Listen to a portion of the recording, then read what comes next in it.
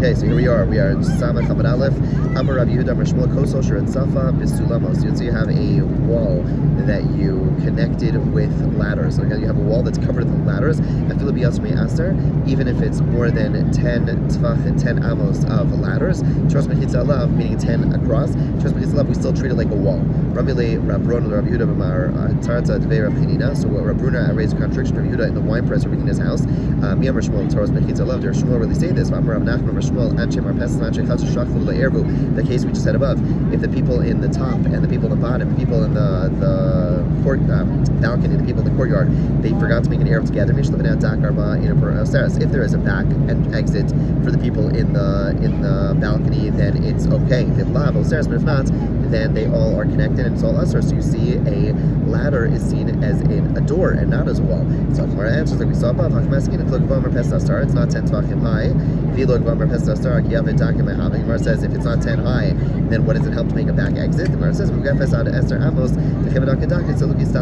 since it's walled in with the exception of a small entrance, therefore the person in the balcony is demonstrating they don't want to be part of it. Okay, now we have a wild story, a fun story actually. The people in the city of Kakunya came to Rav Yosef. They said to him, Havlan Gavri, give us a person who will make an eruv in our city. So Rav Yosef said to Abaye, Zil Arav Lahu, go make an eruv. Make sure that they don't come and complain later on in the base medrash. In other words, people like to complain, and they're going to go. He's going to go get his students to set things up, but do it in a way they're not going to complain. Azal, he went. He saw that in the city there was a whole street that was not connected to the rest of the city, and it just opened up into the river. There was a riverfront homes, but they didn't have an opening to the street. He said these homes are going to be the remainder for the city. In other words, remember, we need in every city has to have a remainder, a part of the city that is going to be remained as and not be part of the Eruv. So he's going to leave those houses as a way of that they were not part of the Eruv. Then he said, wait, Ema Arvin is Kulat's not. The Mishnah said that in order for it to be a good Eruv, you have to take a part of the city and don't make an Eruv for the whole city. And the implication it sounds like it's saying that it has to be something which could theoretically be part of the Eruv, and yet you are not going if you want, you could connect it to the Eruv, but you're choosing not to. That's the only case that's valid for those types of places are able to be un-Eruved and therefore make the rest of the Eruv kosher. So he says, therefore I'm going to make windows. I'm going to make windows from the riverfront homes, and therefore they're going to be connected to everywhere else, and therefore then I'm not going to make them part of the Eruv. They'll be the un-Eruved section. So Gemara says, Hadar Amar. Then he said, wait a second. He's going back and forth in his mind. He said, I don't have to. So Rabba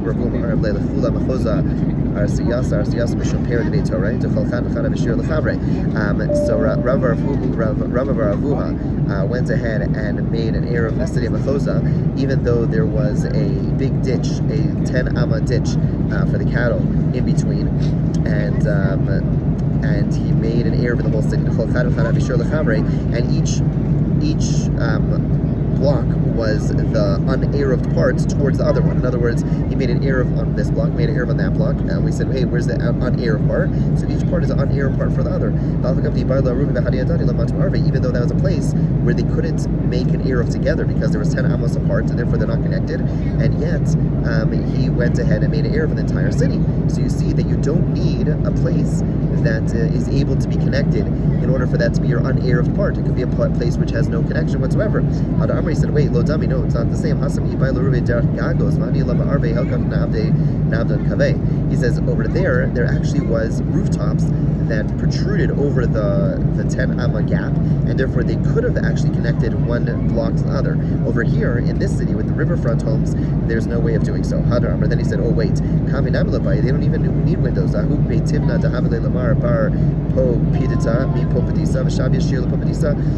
He said windows are not necessary because there was a storehouse of straw which belonged to Marbar Pofidita, and that was the excluded section. And that's a section which could not have been included in the city because it's not a place which you can make an Eruv with. because it's not a home, and yet he was able to exclude that little section and make an Eruv for the rest of the city. Okay, so what does the Gemara say? So Amar, we say Hainu to Amar Limar Chazi to Lamitzavcha La Beibin Drasha. Abai now says himself, now I know Rav Yosef was warning me, telling me not to think this through properly, because to make sure there wouldn't be any outcry against us in the base matters, because there's so many possible mistakes. And now I finally figured it out. I was going to make windows, I was going to do this, going to do that, and finally I realized I don't do anything. It's all good. But had he not thought it through properly, there would have been a lot of complaints. Okay, so where are we? Ella. One second. Ella imkain asa chutzalakir chadasha. So the Mishnah said that you have to go ahead and set aside within the city a section of the city that's like the city of Chadasha. There was a city in Yehuda whose name was Chadasha.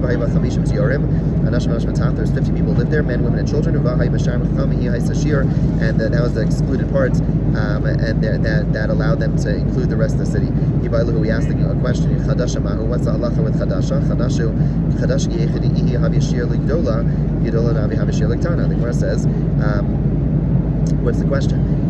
So once you make Chadasha, in other words, the Gemara thought at this point, we're asking, if I go ahead and make a huge Eruv and I exclude Chadasha, and then I make Chadasha its own Eruv, and the Eruv of Chadasha excludes the rest of the city, is that a good Eruv? The Gemara says, of course it is. Why would it not be?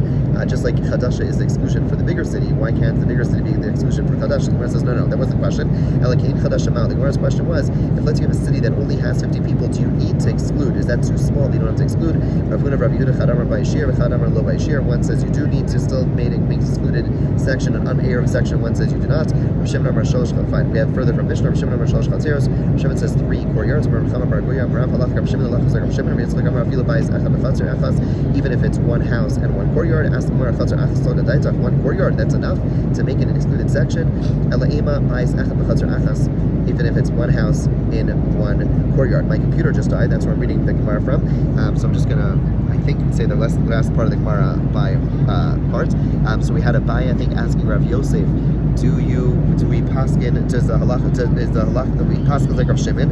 And then we asked, wait a second, are you paskin like Rav Shimon from logic, or not from logic, or from from the fact that we paskin like Rav Shimon? Like, how do we know we paskin like Rav Shimon?